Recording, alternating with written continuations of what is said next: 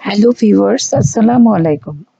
আজ আমি আপনাদের দেখাবো সম্পূর্ণ ডিফারেন্ট বা ভিন্ন পদ্ধতিতে তৈরি করা বেগুন ভাজা, যা তিল দিয়ে তৈরি করা হয়েছে। এটার স্বাদ অসাধারণ, অনন্য। যে খাবে কেবল সেই বুঝবে।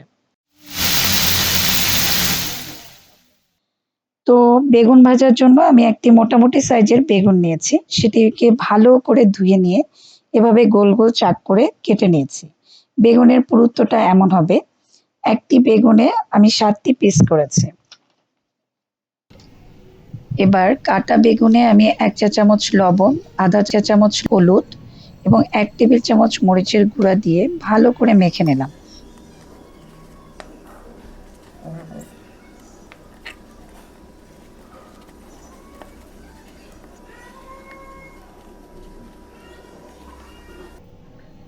তারপর এটিকে আমি ১০ মিনিটের জন্য রেখে দিলাম।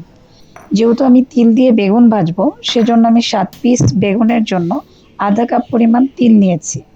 আর তিলকে বেগুনের সাথে ধরে রাখার জন্য একটি ডিম ফেটিয়ে নিলাম।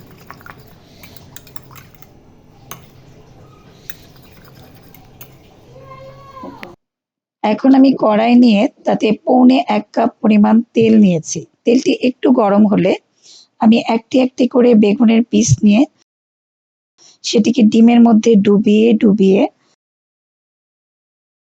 তারপর তিলের মধ্যে এপিট ওপিট করে কড়াইয়ের তেলের মধ্যে দিয়ে দিলাম।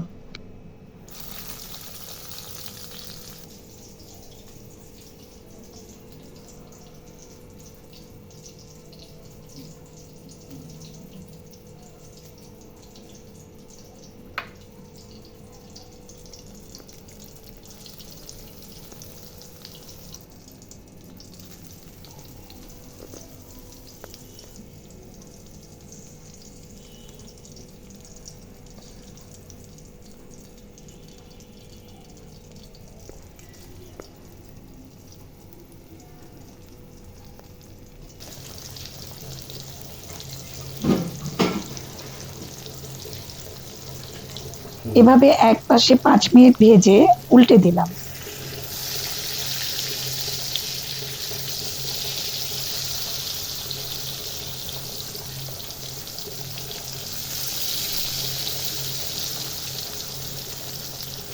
বেশিরভাগ সময় আমরা ভারী খাবার অর্থাৎ পোলাও কোরমা যেদিন রান্না করি, দেখা যায় সেদিন কোনো সবজি রাখি না। সেই ক্ষেত্রে এরকম খাবারের সাথে এই বেগুন ভাজাটা ভীষণ চলে। তাছাড়া এটি স্বাস্থ্যকর ও ভীষণ সুস্বাদু। আর ভাতের সাথে তো অসাধারণ।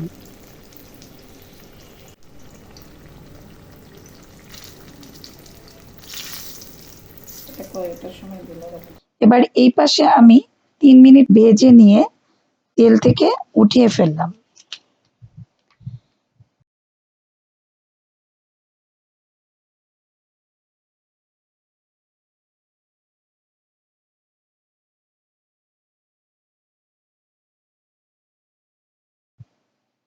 হয়ে গেল আমার তিল দিয়ে বেগুন ভাজি।